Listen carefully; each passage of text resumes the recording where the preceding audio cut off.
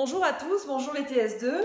J'espère que ces 2 semaines de vacances confinées n'ont pas été trop difficiles, que vous arrivez quand même à garder le moral. C'est une période qui est difficile pour tout le monde. 1 mois et demi de confinement, ça commence à être long. Mais bon, dans 2 semaines, normalement, on va retrouver une partie de notre liberté, donc il faut arriver à garder le moral. Je viens d'apprendre tout à l'heure à la télé que nous n'allons pas rentrer au mois de mai. Normalement, la rentrée est repoussée au mois de juin. Donc voilà, on va de surprise en surprise. On verra. Si on se revoit, donc ça ne sera pas avant le mois de juin et en tout cas, ça sera pour quelques semaines de travail. Donc sachez que vous allez encore avoir des notes au 3e trimestre. Je vais essayer de vous faire encore au moins 2 DS avant la fin du 3e trimestre.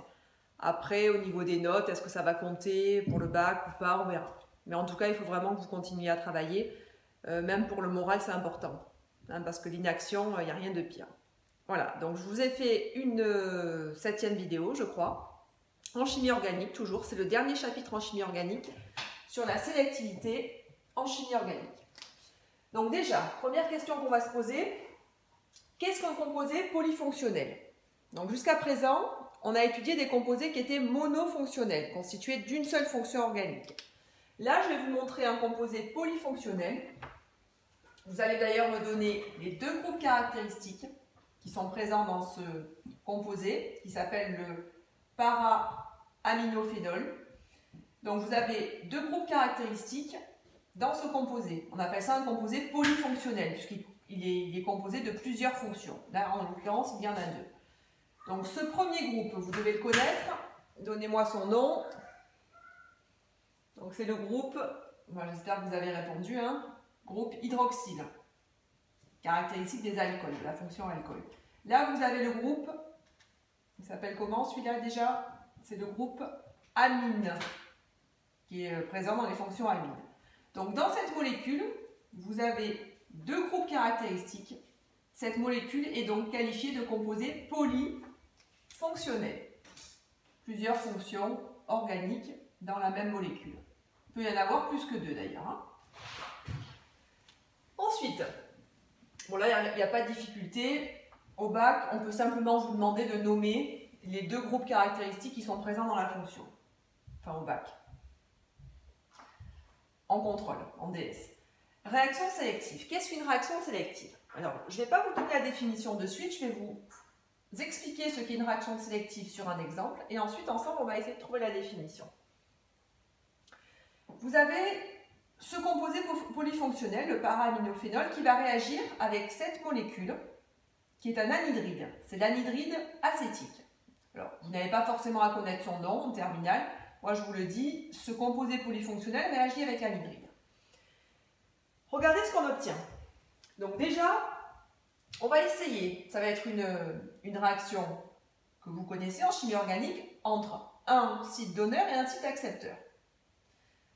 Et ça va être symbolisé par une flèche qui part toujours du site donneur vers le site accepteur. Déjà, ici, dans cette molécule-là, dans ce réactif, est-ce que vous pouvez localiser plusieurs sites accepteurs? Où sont les sites accepteurs dans ce réactif? Alors, vous reconnaissez toujours la double liaison CO. Donc là, vous avez un delta+. Là, vous avez aussi un delta+. Vous avez donc 2 sites accepteurs dans cette molécule, dans ce réactif. Pourquoi accepteur? Parce que là, vous avez un déficit d'électrons. C'est pour ça qu'il y a une charge delta+. Alors, pourquoi delta+? Souvenez-vous, parce que l'oxygène est plus électronégatif que le carbone. Les électrons se déplacent vers l'oxygène. Donc, il apparaît ici une charge partielle delta+. Il y a un déficit en électrons. C'est un site qui est pauvre en électrons. Dans cette molécule, vous allez me localiser plusieurs sites donneurs. Alors, regardez bien, dans le para-aminophénol, vous avez plusieurs sites donneurs.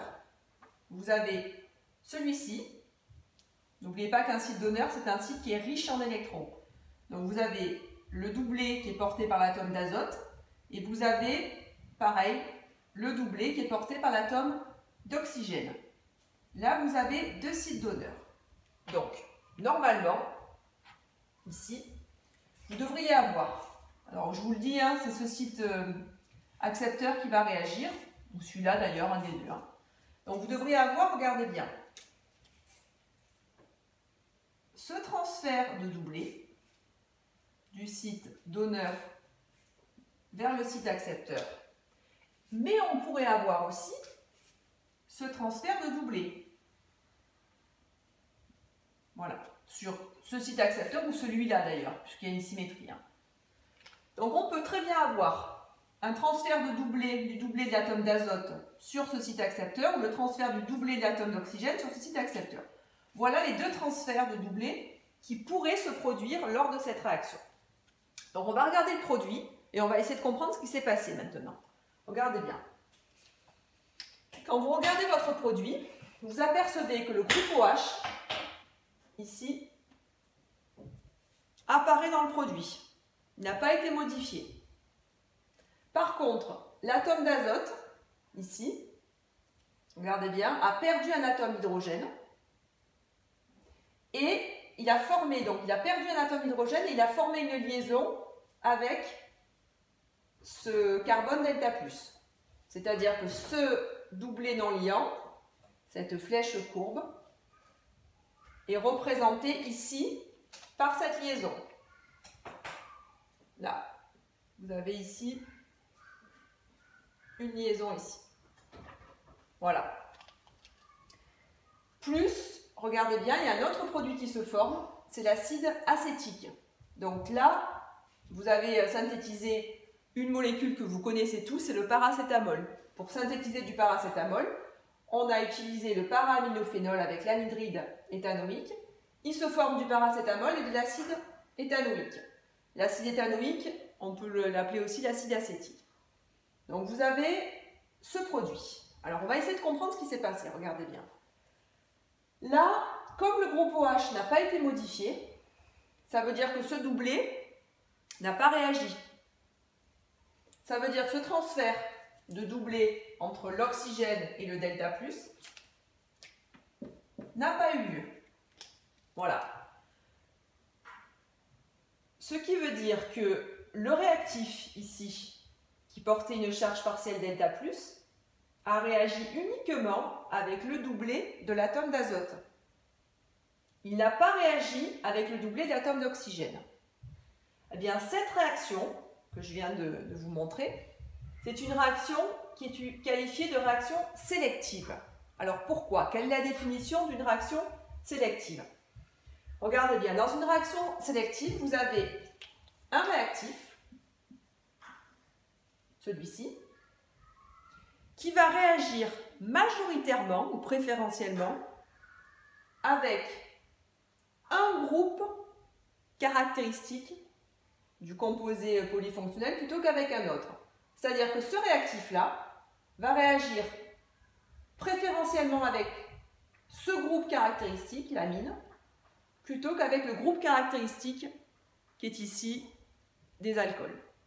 Voilà, ce transfert de doublé n'a pas lieu. Alors comment on le sait? En fait, on l'observe au niveau des produits, tout simplement. On s'est aperçu que comme OH n'a pas été modifié, forcément, ce transfert de doublé, cette flèche courbe, transfert de doublé n'a pas eu lieu. Voilà. Donc cette réaction est sélective parce que ce réactif a réagi préférentiellement sur l'atome d'azote et il n'a pas réagi avec l'atome d'oxygène. C'est-à-dire qu'en fait, ce réactif a sélectionné l'atome d'azote, mais il n'a pas sélectionné l'atome d'oxygène. Voilà. Comment qualifie-t-on ce réactif? Il est un peu particulier. Ben, ce réactif est qualifié de réactif chimio-sélectif. Alors, pourquoi chimio-sélectif? Qu'est-ce qu'un réactif chimio-sélectif? Ben, c'est un réactif qui va réagir préférentiellement avec un groupe plutôt qu'avec un autre, tout simplement. Donc, ça veut dire que quand vous avez une réaction sélective, dans la majorité des cas, quand la réaction est sélective, vous avez un réactif chimio-sélectif. Alors, les questions, je pense qu'il y aura des questions sur cette partie-là, j'y répondrai jeudi lors du live. Donc, pour récapituler, lors d'une réaction sélective, vous avez un réactif chimio-sélectif qui réagit préférentiellement avec un groupe caractéristique plutôt qu'avec un autre. Voilà. Comment on sait? Alors maintenant, si au bac, on vous demande, on vous montre une réaction, on vous demande, est-ce que cette réaction est sélective? La méthode est simple, regardez bien.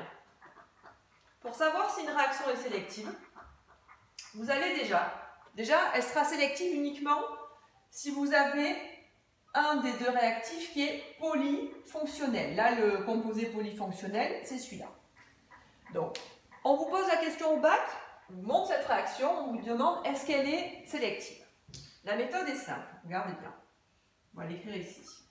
Pour savoir si une réaction est sélective, déjà, premièrement, vous allez identifier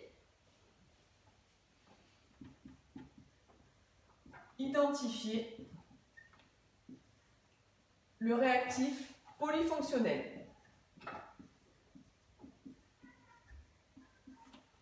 Donc, au bac, vous aurez toujours deux groupes caractéristiques. C'est rare qu'il y ait des réactifs polyfonctionnels avec 3 ou 4 groupes caractéristiques. Donc, vous en aurez deux. Vous les identifiez. Et ensuite, comment on fait pour savoir si elle a été sélective, cette réaction? Bien, vous allez regarder le produit. Et, alors, essayez de trouver la méthode tout seul. Comment, à votre avis, on fait pour savoir si elle est sélective en regardant le produit? Qu'est-ce qu'on fait? Si, dans le produit, vous vous apercevez qu'un seul groupe caractéristique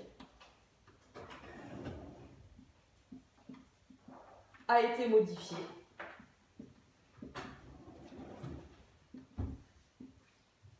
alors on peut conclure on a une réaction sélective. Si un seul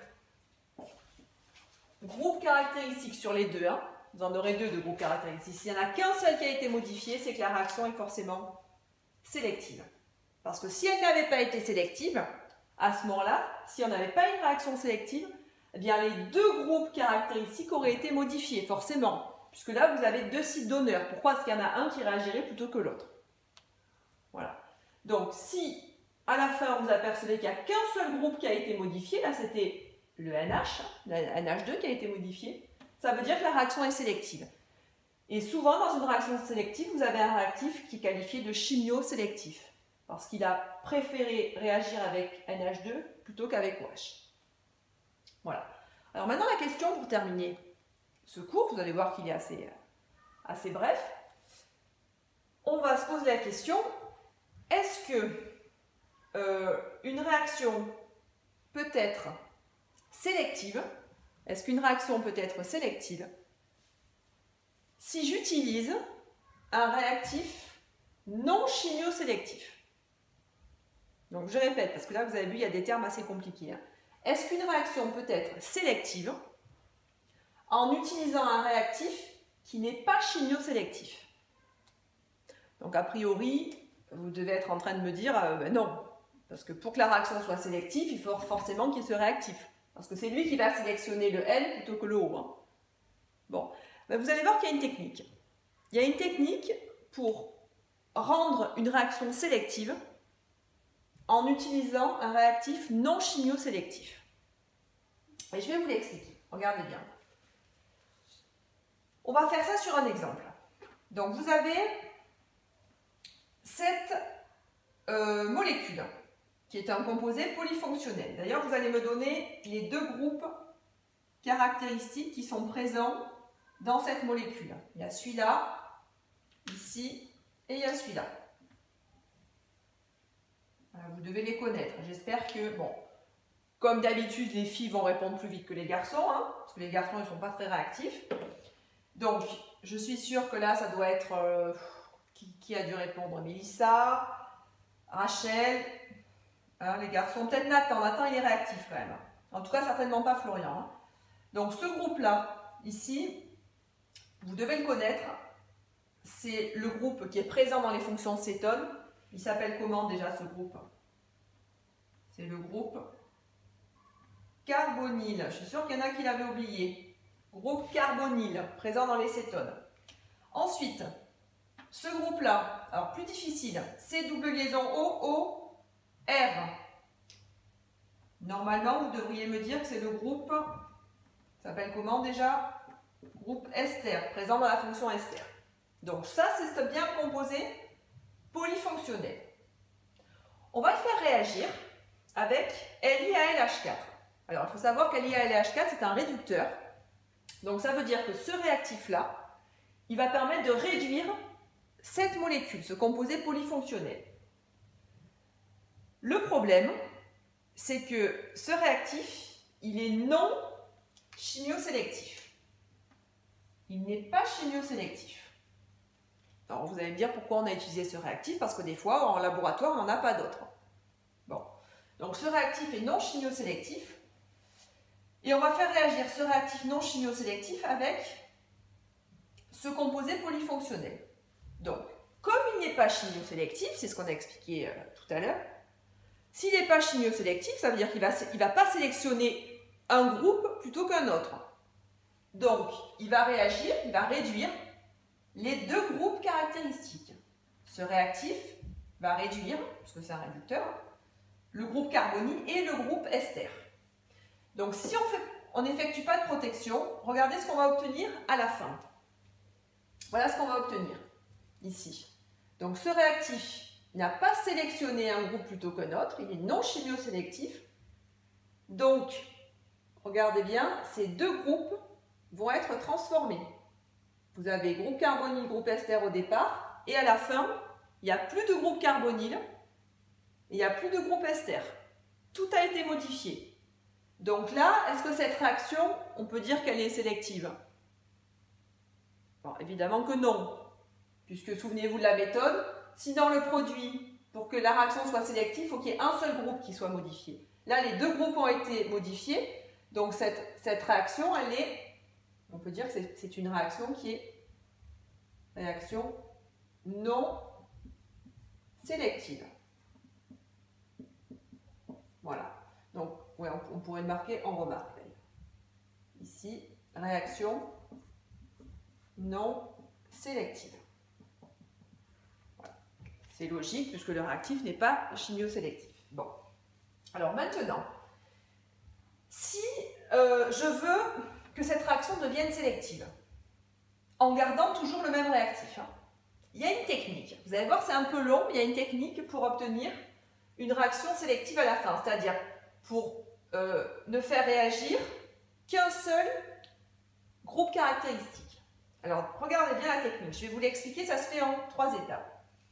Déjà, vous avez ici toujours notre composé polyfonctionnel avec l'ester en haut, le groupe carbonyle en haut et le groupe ester en bas. Voilà ici votre molécule. On veut obtenir à la fin, regardez bien ce qu'on va obtenir. Ce qu'on va obtenir à la fin, on va obtenir ceci. Donc là, entre la molécule de départ et la molécule finale, regardez bien ce qui a été modifié. Observez bien ce qui se passe. Vous avez le groupe carbonyle qui n'a pas été modifié. Par contre, le groupe ester a été modifié. Donc là, la réaction, elle devient comment cette réaction maintenant? Elle devient sélective, puisque un seul groupe a été modifié.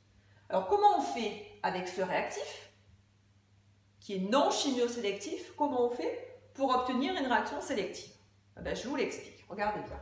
Alors au bac, vous n'aurez pas à écrire toutes ces transformations, il faudra juste donner les noms. Donc vous partez de votre composé polyfonctionnel. Ce qu'on veut, c'est que ce groupe-là, le groupe carbonyle, ne soit pas modifié. On veut le retrouver ici. Regardez bien, il est toujours là. Là, vous avez votre groupe carbonyle. On veut qu'il ne soit pas modifié. Pour qu'il ne soit pas modifié, ce groupe carbonyle, on va le protéger. Qu'est-ce que ça veut dire, le protéger? Regardez bien. On va utiliser cette molécule.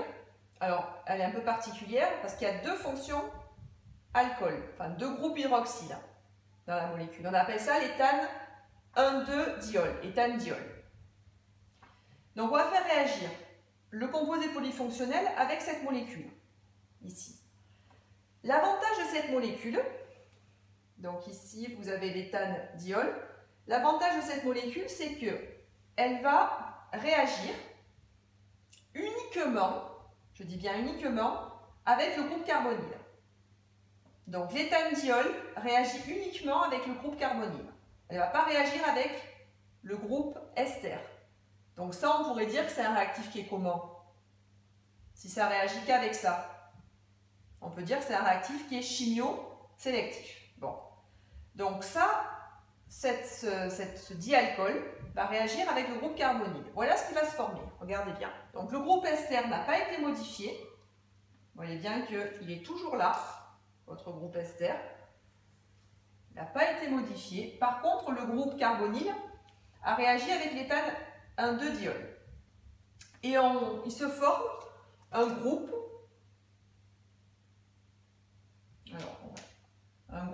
ici, qu'on qualifie de groupe acétal. Donc, ne vous inquiétez pas, ça on ne vous le demandera pas au bac. En tout cas, vous apercevez que le groupe carbonyle a disparu et s'est transformé en un autre groupe, qui porte un nom qui s'appelle le groupe acétal, en réagissant avec ce réactif. Bon. Cette étape, elle porte un nom, on appelle ça la protection. C'est-à-dire qu'on n'a pas fait réagir l'éthane-diol pour rien, on l'a fait réagir pour qu'il protège cette fonction, pour qu'il protège la molécule ici de polyfonctionnel. Donc ce groupe, cet éthane 1,2-diol, va protéger le groupe carbonyle en le transformant en groupe acétal. Donc première étape, la protection. On continue. Une fois qu'on a protégé ce groupe-là, une fois qu'on l'a protégé en le transformant en groupe acétal, qu'est-ce qu'on va faire? Maintenant qu'il est protégé, maintenant qu'on l'a transformé en groupe acétal, on va faire réagir cette molécule avec notre réactif LiAlH4, toujours le même, celui de départ, qui est non chimio-sélectif. Ce réactif, regardez bien, il a la particularité de réagir avec les esters et de réagir avec les cétones. Bon, il se trouve que là, l'acétone a disparu. Donc, qu'est-ce qu'il va faire ce réactif? Il va réagir uniquement avec l'ester. Parce que lui, il ne réagit pas avec le groupe acétal. Comme c'est un réducteur, le groupe acétal ne peut pas être réduit. Donc, ce réactif va réagir uniquement avec le groupe ester, puisqu'il n'y a plus de groupe carbonyle. Donc, la deuxième étape, ça va être la transformation de l'ester, ici. Là, vous avez votre ester. Transformation de l'ester en alcool. Regardez bien. Ici, vous avez un alcool qui apparaît. Donc, grâce à ce réducteur, l'ester se transforme en alcool. Et le groupe acétal, lui, n'a pas bougé. Il est toujours là. Donc, ça veut dire que maintenant, qu'est-ce qu'il va falloir faire pour obtenir ce produit final? Il va falloir transformer ce groupe acétal en groupe carbonyle. On appelle ça, cette troisième étape, s'appelle la déprotection. Là, on avait protégé ce groupe en le transformant en groupe acétal. Maintenant, on va le déprotéger, on va réaliser une déprotection pour faire apparaître à nouveau le groupe carbonyle qui était là au départ. Voilà. Donc, déprotection, le groupe alcool, lui, il ne bouge pas. Et par contre, le groupe acétal se transforme en groupe carbonyle. Comment? En faisant réagir cette molécule avec de l'eau et H+. L'eau en milieu acide a la particularité de réagir avec le groupe acétal, mais pas avec les groupes alcool. Voilà. Et on obtient ce produit, donc qui est toujours un composé polyfonctionnel, qui est constitué toujours du groupe carbonyle qui n'a pas bougé. Et par contre, le groupe ester s'est transformé en groupe hydroxyle. Donc cette réaction, pour conclure, cette réaction, on peut la qualifier de réaction sélective. Parce qu'il y a un seul produit qui a été modifié. C'est l'ester. Le seul produit qui a été modifié. Pardon, parce qu'il y a un seul groupe caractéristique qui a été modifié. Le groupe caractéristique qui a été modifié, c'est le groupe ester. Par contre, le groupe carbonyle, qui était au départ, se retrouve à la fin. Lui n'a pas été modifié. Voilà. Qu'est-ce qu'on a fait? Donc, 3 étapes, c'est ce qu'on peut vous demander au bac. Première étape, on protège le groupe carbonyle qui doit se retrouver à la fin. On le protège avec le dialcool. Ensuite, on effectue la transformation avec LiALH4. Alors, le gros avantage, c'est qu'LiALH4 va réduire uniquement l'ester, ne va pas réduire le groupe acétane. Transformation de l'ester en alcool. Et ensuite, une fois qu'on a transformé notre ester en alcool, c'est ce qu'on voulait finalement, on déprotège, on effectue une déprotection pour faire apparaître à nouveau le groupe carbonyle. Voilà. Donc, sélectivité en chimie organique, c'est vraiment tout ce qu'il faut que vous sachiez. Pour récapituler, qu'est-ce qu'un composé polyfonctionnel? Il est constitué de au moins 2 groupes caractéristiques différents. Ensuite, qu'est-ce qu'une réaction sélective? Dans une réaction sélective, vous avez un réactif, souvent chimiosélectif, qui va réagir préférentiellement avec un groupe caractéristique plutôt qu'avec un autre. Donc on s'aperçoit que dans le produit, il n'y a qu'un seul groupe caractéristique qui a été modifié. Et ensuite, comment faire pour qu'une réaction soit sélective en utilisant un réactif non chimiosélectif? 3 étapes. Protection, on protège le groupe qui ne doit pas réagir, qui ne doit pas être modifié, on le protège. Ensuite, on effectue la transformation avec le réactif non chimiosélectif. Et ensuite, on effectue une déprotection pour faire apparaître le groupe qui ne devait pas réagir. Voilà, je vous posterai une deuxième vidéo demain sur la synthèse peptidique avec les acides aminés. Ça sera en rapport avec ce cours sur la sélectivité en chimie organique. Au revoir.